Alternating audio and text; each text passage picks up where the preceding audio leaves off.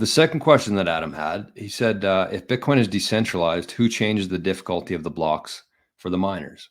That's a really good question, and I didn't honestly know this until I looked at it this morning. So it's actually not anybody or anyone who changes the difficulty of the blocks. It's an algorithm.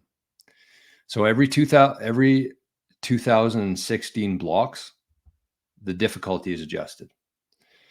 So it basically looks at how the Bitcoin blockchain is supposed to be every 10 minutes on average. That's how many every block every 10 minutes on average is mined. And so the difficulty algorithm, it looks at, was it faster or was it slower, and by how much? So let's say that 2016 blocks went by and it was way ahead of schedule. Way ahead of, so it'd be 2016 times 10. That's how many minutes they would expect. But if it was way ahead of that schedule, then the difficulty would go up.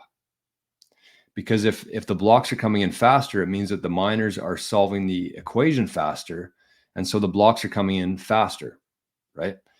And so on the flip side of that, if they saw the 2016 blocks and it took longer than expected, then the difficulty adjustment goes down, because it's taken the miners longer to solve the blocks. So that means it's too hard. The equation's too hard. There's not enough people mining. So, and that's essentially the other variable there, is how many people are mining, how much power is going into the Bitcoin network. The higher the power, the more guesses, the faster the equations are solved.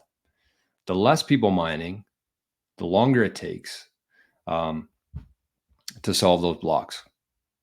So that's not really much else to say on that, other than it's just an algorithm that changes it automatically based on how long it's taken since the last difficulty adjustment. And if it's ahead of schedule, they bump up the difficulty. If it's behind schedule, they decrease the difficulty adjustment.